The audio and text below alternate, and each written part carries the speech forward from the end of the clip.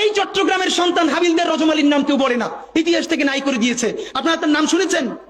সিপাহী বিপ্লবে যদি দুইটা নাম থাকে, এর একটা মঙ্গল পান্ডে আর একটা হাবিলদার রজমালি।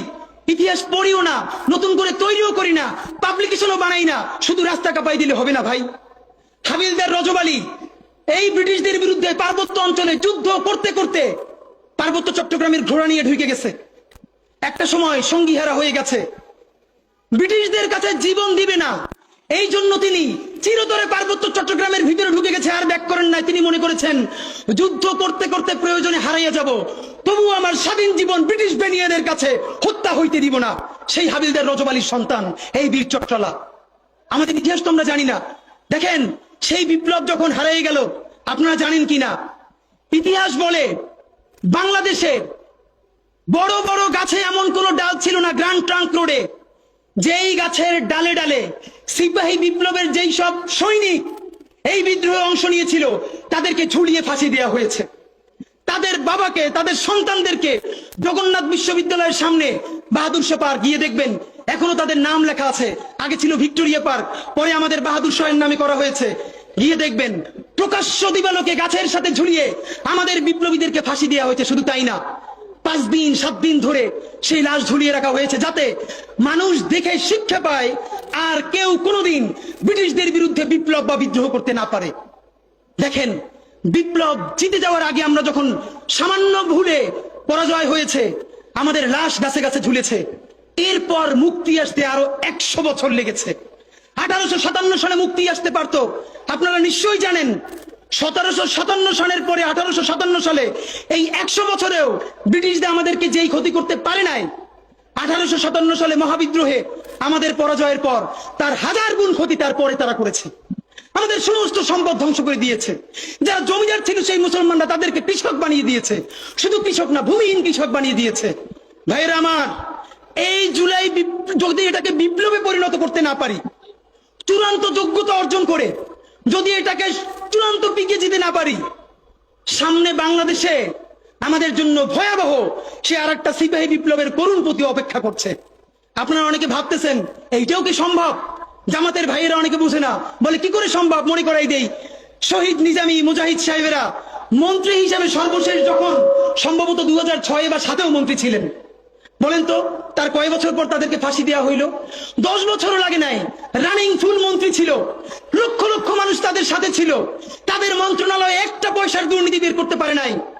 10 বছরের মধ্যে মন্ত্রিত্বের পর তাদেরকে ফাঁসি দেওয়া শুরু হয় নাই, তাদের সন্তানরা তাদের জানাজাটা পর্যন্ত পড়তে পারে নাই। সংখ্যা দিয়ে হয় না ভাই, কোটি কোটি মানুষ দিয়ে সবকিছু হয় না। আজকে আপনারা প্রথম আলোর বিরুদ্ধে বলেন, এই যে আসার সময় বলতেছিলাম শায়েকরে, প্রথম আলোর প্যারালাল কাছাকাছি একটা পত্রিকা কি আমরা দাঁড় করাইতে পারছি? অনেকে বলে আমার দেশের কথা, আজকে শুধু বলি, পরশু জানলাম প্রথম আলোর 10 ভাগের 1 ভাগ বিনিয়োগ এবং আর্থিক সংগতি আমার দেশের নাই। 5 কোটি টাকা হইলে আমার দেশে একটা নতুন প্রেস কিনতে পারে, তাইলে পত্রিকাটা ঠিক মতো ছাপাইতে পারে, ভাড়া লাগে না, সেই টাকাটাও তাদের নাই। ভাই, ভালোবাসা দিয়া পয়সার কাজ হয় না। 50,000 টাকা যে এই লোকটার স্যালারি, এই কাজ যদি 20,000 টাকা দিয়ে করাইতে চান, কোনদিন 50,000 টাকা রিপোর্ট এবং স্কিল আপনি পাবেন না। ওই 50,000 টাকাই লাগবে। মানুষ মাগনা কাটে 3 দিন, একজনকে দাওয়াত খাওয়ায় 2 দিন 3 দিন, তারপরে আর চলে না। আমাদের আর্থিক যোগ্যতা অর্জন করতে হবে। আমাদের অনেকগুলো প্রতিষ্ঠান লাগবে, একটা প্রতিষ্ঠান না। আমাদের ভাইদের সমস্যা কি জানেন?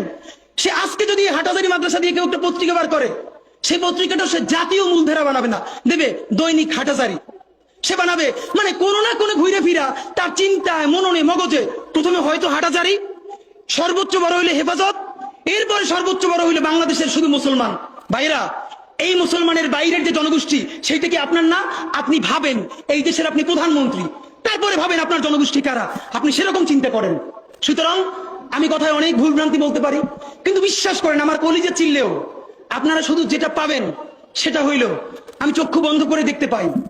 আমরা যদি যোগ্যতা নিয়ে 5-10 বছরের মধ্যে দাঁড়াইতে না পারি, এই ভিডিও, এই ছবি, এই শহীদ পরিবার, এই আহত, এদের জীবন তো শেষ। এদের পরবর্তী জেনারেশনকে পর্যন্ত কি ভয়ানক গণহত্যার শিকার হইতে হবে আমরা চিন্তাও করতে পারতেছি না। সুতরাং বাংলাদেশের স্বাধীনতা, সার্বভৌমত্ব, বাংলাদেশের ইসলাম এবং মুসলমানকে বাঁচাইতে হইলে আমাদেরকে তুমুল যোগ্যতা অর্জন করতে হবে। এই মাদ্রাসা শিক্ষিত জনগোষ্ঠীর মধ্যে হাজার হাজার ছেলে লাগবে যারা সিএনএন আল জাজিরায় তুমুল ইংলিশে বলতে পারবে, তাকে যে জঙ্গি বলা হয়, মিথ্যে ট্যাগ দেওয়া হয়, এটাকে ডিবাঙ্ক করতে পারবে সেই ইংলিশে এবং অবাক করার মতো ফ্লুয়েন্ট ইংলিশে। এই যোগ্যতা আমার লাগবে।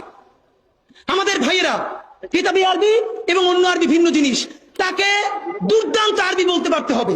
আমাদের প্ল্যাকার্ডে ইংলিশ কই, আমাদের প্ল্যাকার্ডে আরবি কই। ভাই, নিজের কাজ নিজে না করলে অন্য কেউ কইরে দেয় না। প্লিজ আপনারা কয়দিন আমারে কয়দিন ওরে ভাই মনে করবেন, এরপর তো আমি আপনার বিপক্ষে বলবো, তখন আবার গাই লেবেন, এটা কইরেন না। নিজে শক্তিশালী হন, নিজে যোগ্যতা অর্জন করেন। আমারে গালি দিয়ে হইলেও, বোকা দিয়ে হইলেও যে এই পুচকি বলা এত ভাব লয়, যা যোগ্যতা অর্জন করে ফেলাই।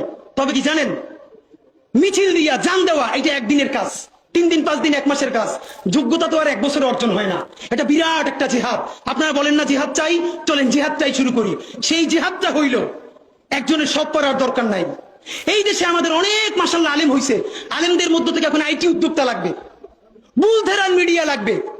আমার যে 8000-এর ছেলেটা এখন পড়ে, চলেন সে আজকে জিহাদ ঘোষণা করি, আগামী 5 বছর পর, আগামী 10 বছর পর আমি এমন প্রতিষ্ঠান গড়ে তুলবো যেটা শুধুই ইসলাম আর মুসলমানের প্রতিষ্ঠান না, এটা আবমর বাংলাদেশের প্রতিষ্ঠান হবে। আর দেখেন, যতবার ইসলাম কায়েমের কথা বলি, তার আগে যদি ইনসাফ কায়েমের কথা বলতাম, আমার হিন্দু অন্য ধর্মের ভাইরাও তো সাথে পাইতাম। কেন? ইনসাফ যদি রাষ্ট্রে কায়েম হয়ে যায়, তাহলে 80% ইসলাম তো এমনিতেই কায়েম হয়ে যায়। তাহলে আগে আসেন ইনসাফের রাষ্ট্র বানাই, যে ইনসাফের রাষ্ট্রে সকল ধর্ম, বর্ণ, নারী, পুরুষ আমাদের অংশীদার হবে ইনশাআল্লাহ।